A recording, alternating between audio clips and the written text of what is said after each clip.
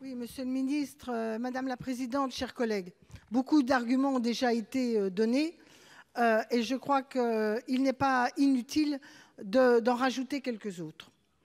Moi, je ne crois absolument pas à l'alibi de la nécessité de vendre les bijoux de la République pour faire un pseudo-fonds d'innovation.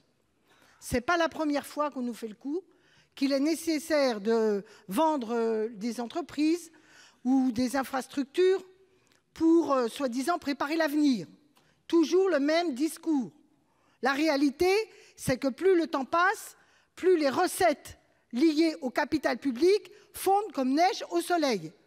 Nous sommes arrivés à une quasi-diminution de près de 50% des recettes budgétaires de l'État par rémunération du capital public. Donc on se prive de recettes à moyen et long terme pour du cash à court terme, qui n'a jamais soutenu ni l'innovation ni la croissance. Et qu'on ne nous dise pas qu'on ne peut pas trouver de l'argent pour l'innovation en France.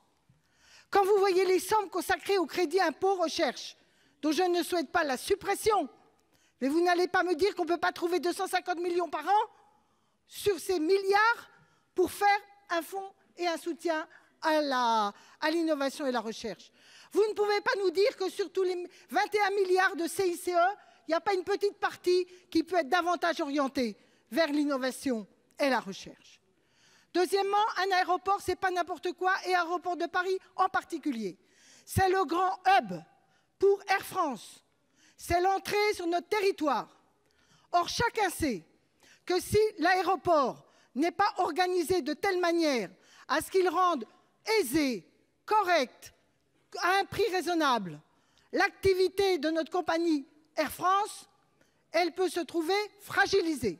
J'ai souvent rappelé que la performance de KLM est pour une part liée à l'abaissement des frais d'aéroportuaire votés par Schiphol. Tandis que nous-mêmes, en France, nous n'avons pas mis en œuvre une stratégie globale permettant, non pas de manière déloyale, mais correctement d'accueillir Air France. Et si le profit d'une entreprise privée qui gère va faire que c'est plus facile d'aller aider les compagnies du Golfe à avoir un accès plutôt meilleur que celui d'Air France, parce qu'elles rémunèrent davantage, parce qu'elles feront des facilités, croyez-moi, l'intérêt national passera derrière les dividendes qui seront souscrits.